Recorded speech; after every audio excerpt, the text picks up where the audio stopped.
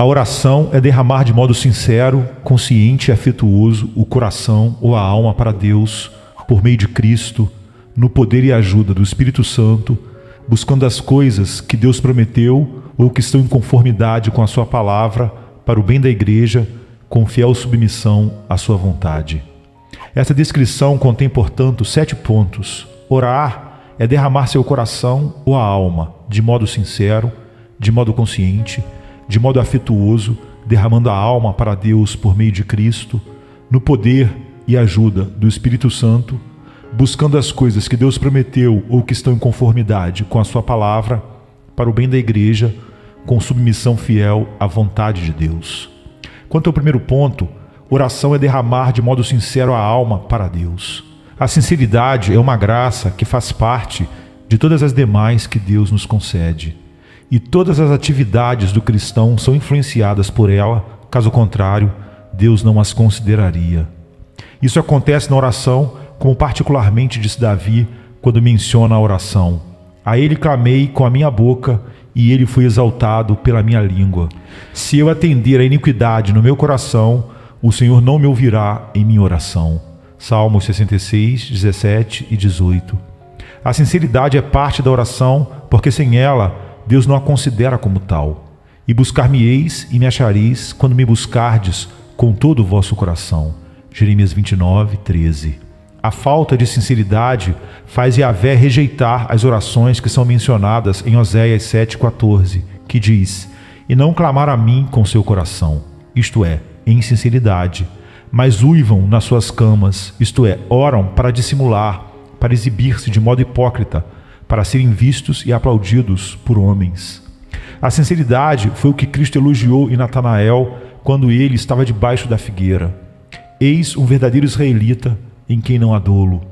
Provavelmente, esse bom homem havia estado derramando a sua alma a Deus em oração debaixo da figueira, fazendo-o com um espírito sincero e não fingido diante do Senhor. A oração que contém esse elemento como um dos seus principais ingredientes é a oração que Deus escuta.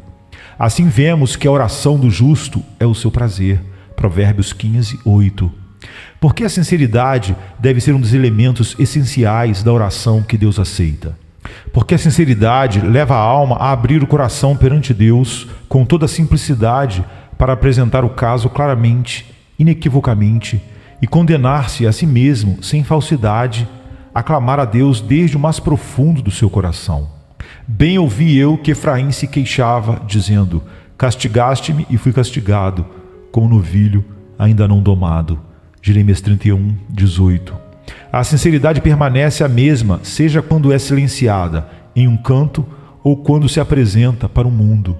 Ela não sabe levar 2 máscaras, uma para aparecer diante dos homens e outra para breves momentos, quando sozinha. A sinceridade se oferece ao olho sondador de Deus e a nela se ocupar no dever da oração. Ela não considera o esforço dos lábios, pois sabe que o que Deus vê é o coração de onde as palavras brotam, para ver se a oração é acompanhada pela sinceridade. Em segundo lugar, a oração é derramar de um modo sincero e consciente o coração ou alma. Não se trata, como muitos pensam, de algumas expressões balbuciantes, de uma conversa lisonjeira, mas de um movimento consciente do coração. A oração contém um elemento de múltipla e genuína sensibilidade. Algumas vezes é consciente do pecado, outras vezes dá graças pelas misericórdias recebidas, ainda outras está ciente da vontade de Deus de conceder sua misericórdia e etc. Há a consciência da necessidade de misericórdia por causa do perigo do pecado. A alma angustiada suspira, geme e se quebranta pelo pecado. Pois a verdadeira oração é extraída do coração quando é saturada de pesar e amargura, assim como o sangue brota da carne por causa de algum fardo pesado que está posto sobre ela, como está em 1 Samuel 1,10 e Salmo 69,3. Davi grita, clama, chora, desmaia em seu coração, seus olhos lhe falham, se secam e etc., como está nos Salmos 38, 8 a 10. Ezequias pranteou como uma pomba, como está em Isaías 38, 14. Efraim se lamenta, como está em Jeremias 31, 18. Pedro chorou amargamente, como está em Mateus 26, 75. Cristo experimentou o que é o grande clamor e lágrimas, Hebreus 5:7, e tudo isso por estar ciente da justiça de Deus, da culpa do pecado, das dores do inferno e da destruição. Os cordéis da morte me cercaram e angústias do inferno se apoderaram de mim. Encontrei aperto e tristeza, então invoquei o nome do Senhor. Salmo 116, 3 e 4. E em outro lugar, no dia da minha angústia, procuro o Senhor, erguem-se as minhas mãos durante a noite e não se cansam. Salmo 77, 2. E também, estou encurvado, estou muito abatido, ando lamentando todo dia. Salmos 38, 6. Em todos esses exemplos, e em centenas de outros que poderiam ser citados, pode ser visto que a oração envolve uma consciência profundamente sensível, principalmente pela experiência do pecado. Às vezes, alguém possui um doce senso de uma misericórdia recebida, e isso o encoraja, conforta, fortalece, anima, ilumina, etc. Assim, vemos como Davi derrama a sua alma para bendizer, louvar e magnificar o grande Deus por sua bondade para com seres tão pobres, vis e miseráveis. Bendize, ó minha alma, ao Senhor, e tudo que é em mim bendiga o seu santo nome. Bendize, ó minha alma, ao Senhor, e não te esqueças de nenhum dos seus benefícios. Ele é o que perdoa todas as tuas iniquidades, que sara todas as tuas enfermidades, que redime a tua vida da perdição, que te coroa de benignidade e de misericórdia, que farta a tua boca de bens, de sorte que a tua mocidade se renova como a da águia. Salmo 103, de 1 a 5. E assim, a oração dos santos converte-se por vezes em louvor e ações de graças, mas nem por isso deixa de ser oração. Este é um mistério. O povo de Deus ora com seus louvores, como está escrito: não estejais inquietos por coisa alguma, antes as vossas petições sejam em tudo conhecidas diante de Deus pela oração e súplica com ações de graças. Filipenses 4, 6.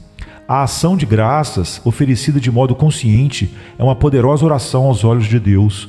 Ela prevalece diante dele de modo indescritível.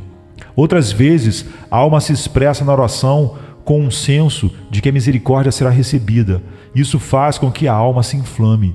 Pois tu, Senhor dos exércitos, diz Davi, Deus de Israel, revelaste aos ouvidos do teu servo, dizendo: edificar-te-ei uma casa. Portanto, o teu servo se animou para fazer-te esta oração. 2 Samuel 7, 27. Essa confiança é que moveu Jacó, Davi, Daniel e outros a experimentarem um senso das misericórdias que receberiam. E eles oraram, não caindo em transes nem êxtases, nem balbuciaram palavras escritas em algum papel de maneira nécia e vazia, mas oraram com poder, com fervor e sem cessar. Apresentaram gemendo sua condição para Deus, conscientes das suas necessidades, da sua miséria e da disposição de Deus de demonstrar misericórdia, como está em Gênesis 32, 10 e 11 e Daniel 9, 3 e 4. A oração é o sincero, sensato e afetuoso derramar da alma perante Deus. O calor, a força, a vida, o vigor e a afeição que existem na verdadeira oração. Assim como o cervo brama pelas correntes das águas, assim suspira minha alma por ti, ó Deus. Salmos 42, 1. Eis que tem desejado os teus preceitos. Salmos 119, 40. Tenho desejado a tua salvação. Versos 174. A minha alma está desejosa e desfalece pelos átrios do Senhor. O meu coração e a minha carne clamam pelo Deus vivo. Salmos 84, verso 2. A minha alma está quebrantada de desejar os teus juízos em todo o tempo. Salmo 119, 20. Observe isso. Minha alma deseja, suspira, está quebrantada e etc. Que afeição é demonstrada nessas orações. O mesmo você pode ver em Daniel. Ó Senhor, ouve, ó Senhor, perdoa, ó Senhor, atende-nos e age sem tardar, por amor de ti mesmo, ó Deus meu. Daniel 9, 19. Cada sílaba desta oração traz em si uma grande veemência. Isso é chamada de oração fervente, oração eficaz por Tiago. E assim vemos novamente, e posto em agonia, orava mais intensamente. Lucas 22, 44. Isto é, seus afetos foram cada vez mais intensificados em busca do auxílio de Deus. Quão longe está a maioria das orações dos homens desta oração. isto é, da oração que Deus considera. Ai, a maior parte dos homens não tem consciência de todo o dever e, quanto a eles, teme-se que muitos desconheçam grandemente um sincero, consciente e afetuoso derramar de seus corações ou almas a Deus. Mas até mesmo se contentam com mover seus lábios por algum tempo, balbuciando algumas orações imaginárias. Quando as afeições estão de fato engajadas na oração, então todo homem está engajado, e de tal modo que a alma se preferia consumir-se ali, por assim dizer, ao invés de ir embora sem obter aquilo que tanto deseja, a comunhão e o consolo de Cristo. E por isso que os santos gastaram suas forças e vidas em vez de ir embora sem a bênção, como está no Salmo 69:3, 38, 9 e 10 e Gênesis 32, 24 e 26.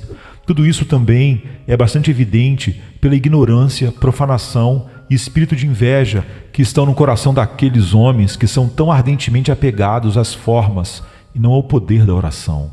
Raramente um entre 40 sabe o que é nascer de novo, ter comunhão com o Pai através do Filho e sentir o poder da graça santificando seus corações. Portanto, apesar de todas as suas orações, eles ainda vivem vidas amaldiçoadas, indecentes e abomináveis. São cheios de malícia, inveja, engano e perseguição dos amados filhos de Deus.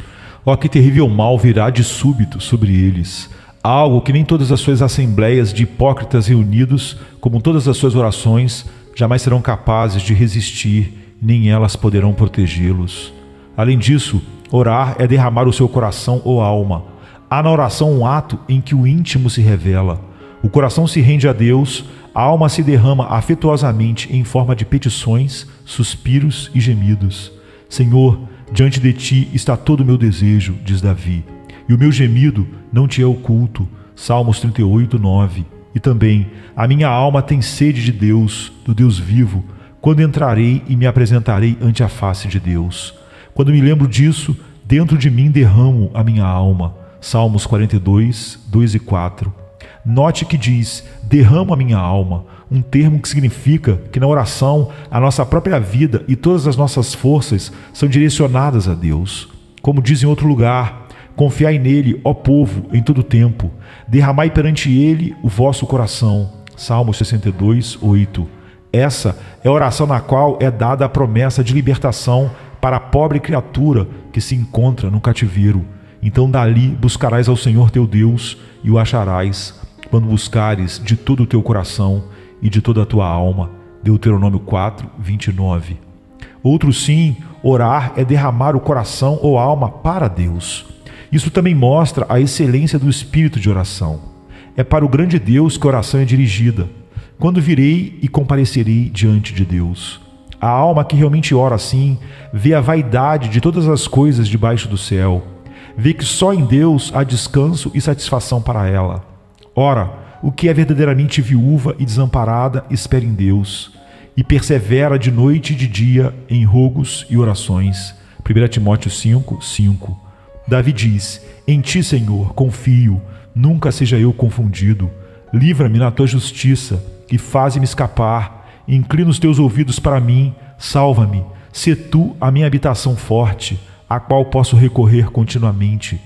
Deste um mandamento que me salva, pois tu és a minha rocha e a minha fortaleza. Livra-me, meu Deus, das mãos do ímpio, das mãos do homem injusto e cruel, pois tu és a minha esperança. Senhor Deus, tu és a minha confiança desde a minha mocidade. Salmo 71, de 1 a 5.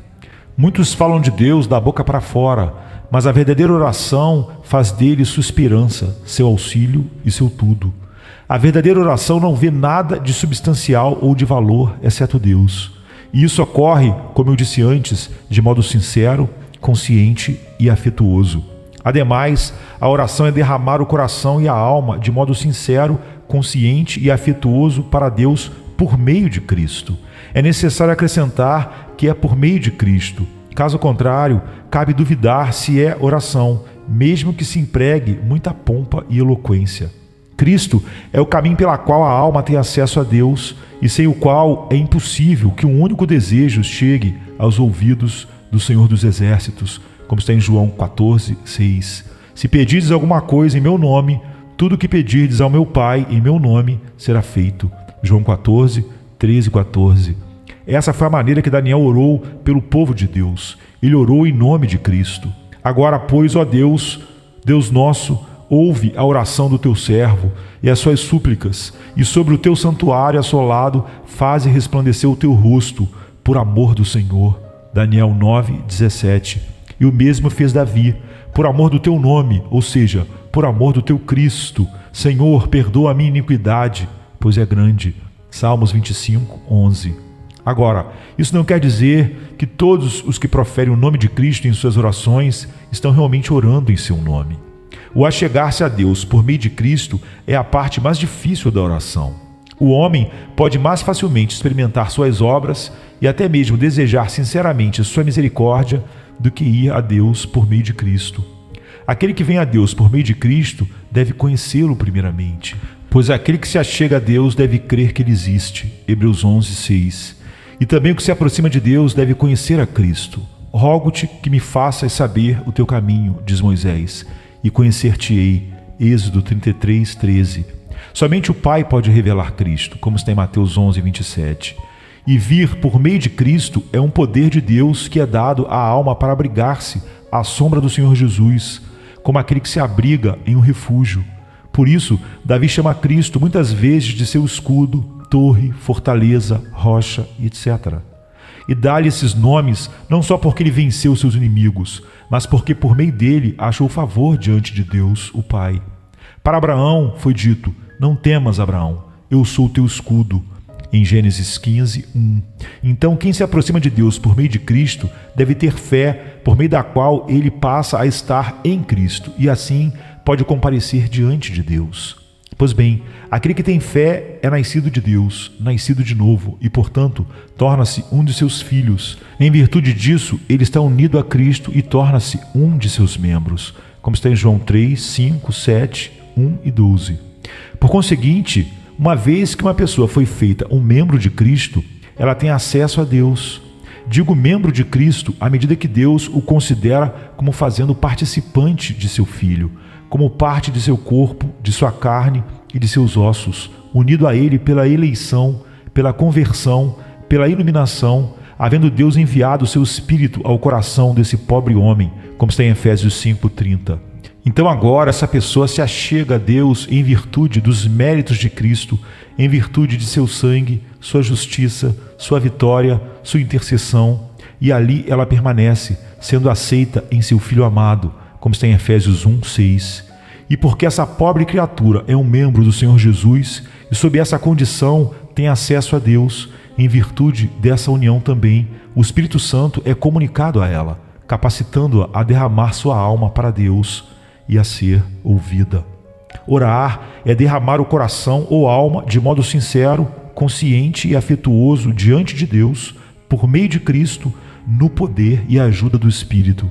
Essas coisas dependem de tal modo uma das outras que é impossível que haja oração sem que todas elas cooperem. Por mais admirável que seja o nosso discurso, Deus rejeita toda súplica que não possua essas características.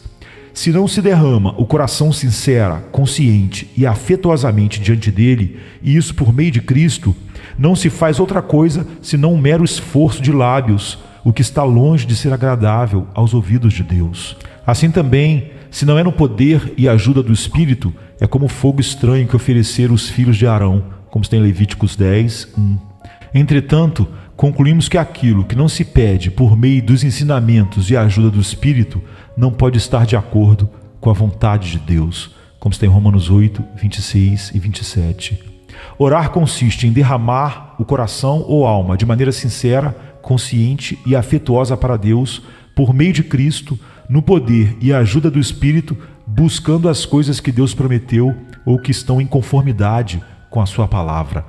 A oração é verdadeira quando está dentro do âmbito e do propósito da palavra de Deus, pois quando a petição está em desacordo com o livro, é uma blasfêmia ou, no mínimo, palavras vãs. Por isso Davi, em sua oração, não apartava seus olhos da palavra de Deus. A minha alma está pegada ao pó, vivifica-me segundo a tua palavra. Salmo 119, 25. como também 41, 42, 58, 65, 74, 81, 82, 107, 147, 154, 169 e 170. E também, lembra-te da palavra dada ao teu servo, na qual me fizeste esperar. Salmos 119, 49. Certamente o Espírito Santo não vivifica nem move diretamente o coração do cristão sem a palavra, mas por, com e através dela, trazendo-a ao coração e abrindo este, e por meio disso o homem é impulsionado a se achegar ao Senhor e a contar-lhe a sua condição, e também a argumentar e suplicar conforme a sua palavra. Assim ocorreu no caso de Daniel, aquele poderoso profeta do Senhor.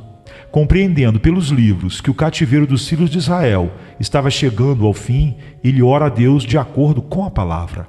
Eu, Daniel, entendi pelos livros, os escritos de Jeremias, que o número dos anos de que falara o Senhor ao profeta Jeremias, em que haviam de cumprir-se as desolações de Jerusalém, era de 70 anos. E eu dirigi o meu rosto ao Senhor Deus para o buscar com oração e súplicas, com jejum e saco e cinza. Daniel 9, 2 e 3. Por todas essas razões, o Espírito é o ajudador e guia da alma, quando ela ora de acordo com a vontade de Deus. E é o mesmo Espírito que a governa segundo a palavra e a promessa de Deus. Portanto, o próprio nosso Senhor Jesus parou e orou em uma ocasião, mesmo que sua vida corresse risco por isso. Posso agora orar a meu Pai, e Ele me daria mais de 12 legiões de anjos, mas como se cumpririam as Escrituras, que dizem que assim convém que aconteça? Aqui é como se Jesus estivesse dizendo que há uma palavra na Escritura a meu respeito que deve ser cumprida. Mas como isso acontecerá se eu não cair nas mãos dos meus inimigos e os anjos me ajudarem? A Escritura não justifica esse tipo de oração.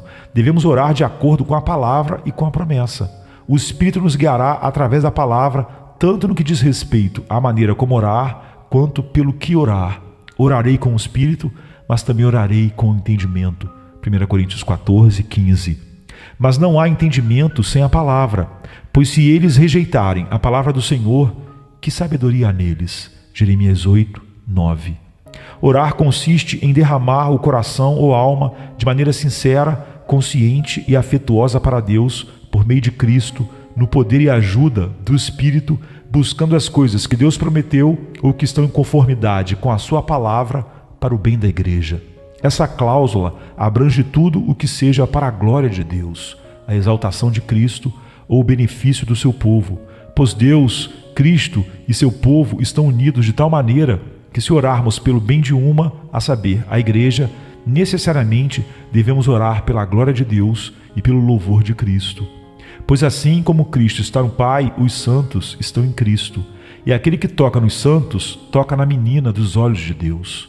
Orai, pois, pela paz de Jerusalém, e orareis por tudo o que deveis. Jerusalém não terá jamais paz perfeita até estar no céu, e não há nada que Cristo deseje mais do que tê-la ali, no lugar que Deus, por meio de Cristo, deu a ela.